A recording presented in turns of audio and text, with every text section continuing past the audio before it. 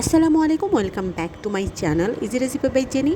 খাসি অথবা গরুর বট বা ভুঁড়ি যেভাবে আমি রান্না করি সেই রেসিপিটা আজকে আপনাদের সঙ্গে শেয়ার করব।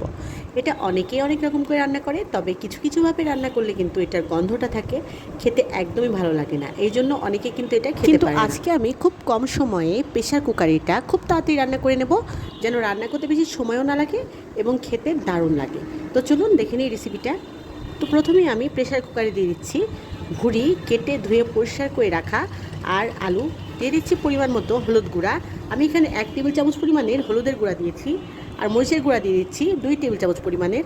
ঝালের পরিমাণটা যে যার মতো দেবেন। এবার দিচ্ছি জিরা গুঁড়া 1.5 টেবিল চামচ পরিমাণে দিচ্ছি, আর রসুন বাটা দিচ্ছি 2 টেবিল চামচ পরিমাণের। মশলাটা একটু বেশি দিলে কিন্তু এটা খেতে ভীষণ স্বাদ হবে। আর এবার দিয়েছি আদা দিব 2 টেবিল চামচ পরিমাণের। এবার দিয়েছি মশলা, গরম মশলা দিয়েছি, তেজপাতা, এলাচ, দারচিনি, লবঙ্গ এবং গোলমরিচ। আর গরম মশলার পরিমাণটাও একটু বেশি দিতে হবে, তাহলে ভুঁড়ির যে গন্ধটা সেটা আর থাকবে না।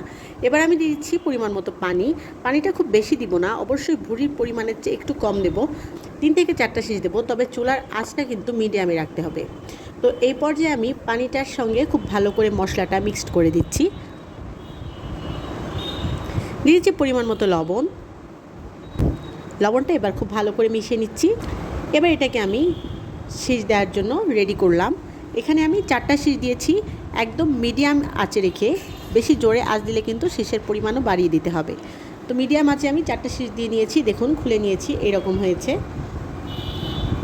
এই পর্যায়ে আমি এটা সাইডে রেখে দেবো এবং আরেকটা পাত্রে আমি পরিমাণ মতো তেল দিয়ে নিচ্ছি।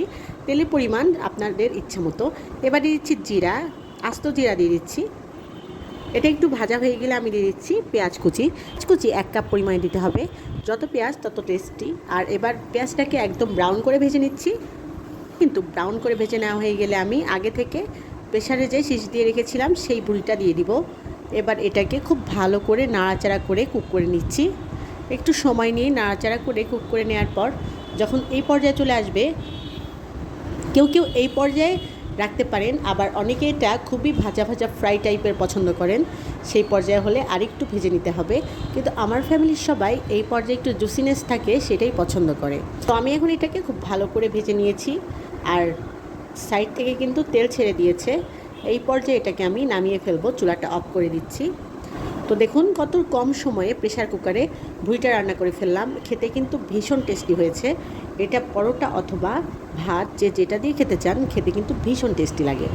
আমি আবার ফিরে আসবো নতুন কোনো রান্না নিয়ে। সে পর্যন্ত সবাই ভালো থাকুন, সুস্থ থাকুন, আর বেশি বেশি করে আমার চ্যানেলটি প্লিজ সাবস্ক্রাইব করে দিন।